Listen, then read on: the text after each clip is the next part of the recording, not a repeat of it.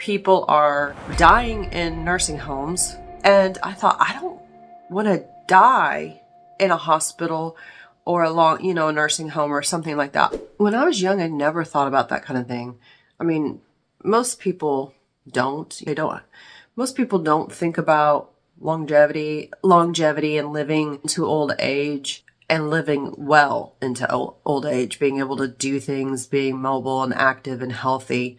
But I really started thinking about this more after I started Carnivore, probably about 4 or 5 months into it. I listened to a podcast between Chris Williamson and Dr. Peter Attia, and it's about longevity on the Modern Wisdom podcast. And Dr. Attia asks us, what does he want to be able to do? How long does he want to be able to live? And I'd never really thought about that. And it reminded me of my grandmother, my mom's mom, who was a dear, sweet angel in my life. She was 88 when she passed away, and she was healthy for most of her life. She was healthy and active for most of her life. She lived independently until maybe the last few months of an illness. So I want to do that. And then it was really interesting because around the same time that I listened to the podcast, the Modern Wisdom podcast, I also was in the Proper Human Diet community, and Nisha was talking about her experience with long-term care facilities and healthcare and how people are dying in nursing homes or facilities. And I thought, I don't want to die in a hospital or a nursing home or something like that. I want to die at home, which my grandmother did pass away at home. A few of us were there with her. I was blessed enough to be able to be with her when she passed away. And it was peaceful, and it was the natural conclusion to a long, well-lived and well-loved life. So I started thinking about these habits for longevity. I know that I don't want to be in my mid to late 60s and have trouble walking. I want to be able to walk, and I want to be able to enjoy things, and hopefully by then I'll have some grandchildren, and that is what I want to be able to feel like, taking care of them and playing with them and doing things with them.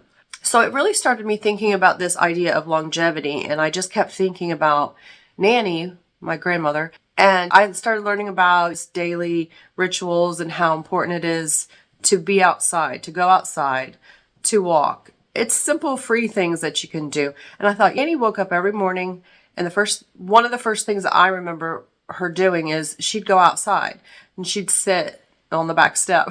So she spent a lot of time outside. She was not a very sedentary person. She was always busy with something. She had been a homemaker almost her entire life. She grew up on a farm, moved to the city, got married, they started their family. Like I said, she lived independently until the very last few months of her life. She was widowed for 25 years. She just, like I said, she did not have any major health issues. She did, undergo some medical treatments as she got older. She was 80 years old, and I think she was 80 at the time, and she had a gallbladder attack, and she went through gallbladder surgery, really did very well. So the other thing that was really interesting that I started thinking about and realizing was when Nanny was about 74, she had a home intruder, and she was home, she was there. And so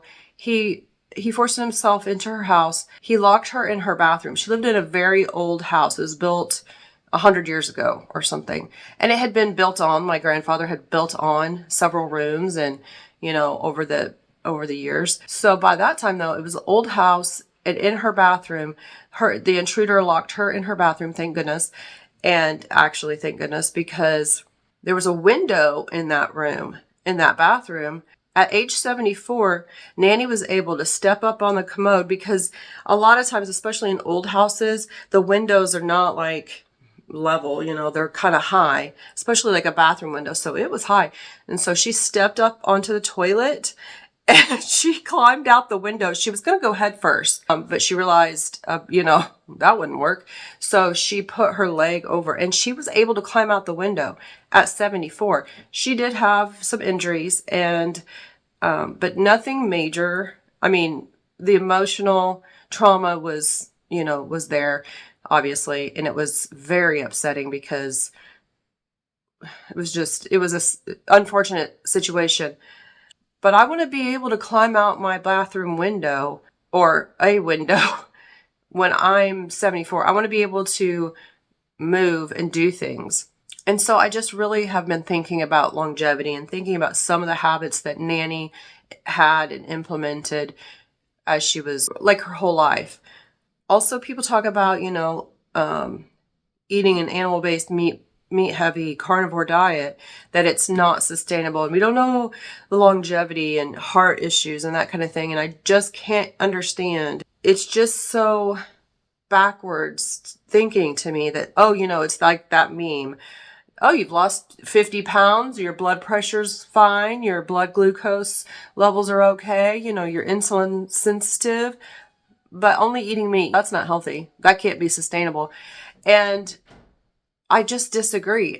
Now this is just my life. I don't obsess about food. I don't think about when I'm going to have my next meal, getting nervous because I'm hungry. I don't get hangry. I don't have mood swings especially not based on hunger. I don't have skin issues anymore. I'm, able to recover from any kind of, respiratory illness, which I don't get very often anymore. And I grew up, and until last year, I would get some type of respiratory viral infection, viral illness every single year, at least once a year, and be, in the bed, taking a long time to recover. And, I'm not really that old considering, those kinds of things. I should be able to recover from that. And I just thought, well, what do I want to be able to do? And how long do I want to live? I want to live a lot longer. I would like to, live into my 90s. And I want to be able to move and walk. I really just want to be able to walk without pain. And I want to die at home. I don't want to be in a facility, sick. Honestly, I would like to be surrounded by my loved ones, my family, and pass away peacefully at home in my own bed many, many years from now, and able to walk and maneuver, get around, that kind of thing. My grandmother, like I said, she lived to be 88. Her brother, her older brother, he lived to be 90, almost 95. He died just a month maybe shy of that. There is another part of me that is like, I don't know, because once you get into your 80s and 90s, or even your late 70s, a lot of people start dying. Your friends and sometimes your family, that kind of thing. So pros and cons. But hopefully the next 2 generations will be around me. My kids, my grandkids, that kind of thing. So I think with an idea on this longevity, I'm going to read the book Forever Strong. I think being able to be strong is very important. Having insulin sensitive, being as metabolically healthy as I can, having good mental health, which all of those things have improved since I've been eating carnivore. And it's been about 11 months. In the beginning, I did start carnivore thinking that it's an elimination diet. It's got an end date. That really faded away for me at around 90 days for sure. It was more like, okay, I'm going to keep doing this. And after month 5, I never thought about stopping. I think a morning routine or just a routine throughout the day, some habits that you can put into place that will help with longevity is movement, being strong, being able to lift things, bend, twisting movements, bending, squatting. I've been learning more about like knees over toes. Everything we've been told is the opposite, I feel like. Everything about the dietary recommendations, even things about like exercise, knee over toes guy has a great channel with a lot of free information. I just ordered his book too. I don't really suffer from joint pain, knee pain. So fantastic. That's good. But I do feel fortunate that I found this lifestyle and this information at age 47. I'm 48 now. Because there are lots of people that are in their 60s and are doing fantastic. Of course, I wish I had known this information was when I was much younger, I think that it could have stopped progression of certain illnesses and that kind of thing. But you can't know what you don't know what you don't know. So that's why I find it so important to teach my kids about this. All you can do with anything when you're raising kids or giving people advice, loved ones, family, all you can do is say, here are the tools, but you can't force them to use the tools. But a lot of times with parenting, it's not so much what you say, it's what you do. Some of that is innate knowledge that they just know, but really your actions speak the most, in your habits and what you do as an example. That's what people learn from. That's why after, so many months, friends and family are saying, oh my goodness, I see a change in you. What are you doing? People say, oh, I could never do that.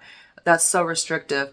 And then you say, you could do it if you want to, try it. Don't think about it doing it forever when you first start. In the beginning, just go 30 days. See how you feel. Try it. It's not going to hurt. Let's bring butter back in style. Real butter. Nothing with canola oil in it to make it spreadable. Those are some of my goals as I live into old age. I want to be able to think and move and be pain-free. I don't want to have neurological issues. I really would hate that. That'd be terrible. All right, leave me some comments and tell me what you think. What are some of your goals? If it's something you think about, you don't really think about that so much. I really didn't start thinking about longevity until this year. I started thinking about my own mortality and my own health last year after I had three very close loved ones pass away in a very short amount of time, weeks, just a couple weeks. My aunt died, my cousin's dad died, and then my dad died in 1 month. And they were all unexpected deaths, especially my dad. That was tough. And I really started to think, oh, this is like real. I do need to be healthier. And so it was about 6 months, at least 6 months after my dad passed away, that I was able to start thinking, okay, I got to figure something out. Thank goodness I found carnivore diet lifestyle, because if not, I would still be 30 pounds overweight. I would still be dieting. I would still be trying to just lose the weight, to get to an end point. So then, then I'd be skinny and then I'd be happy and healthy. So that's why I find it so important to make videos and tell people this is what I do. I was very self-conscious about it in the first, few months. And I would tell everyone, oh, I'm just doing this for 90 days, or it's just a diet. But that, like I said, that changes and it becomes your lifestyle. And why would I start eating things that don't make me feel good and that I don't even like anymore? I never liked fruits and vegetables that much. Why would I? If I want to, though, I know that there are foods that I can eat that's outside of just completely plants, but I just don't want to eat them. So eating has now become like a task, like washing my hair. It's just like something that I have to do.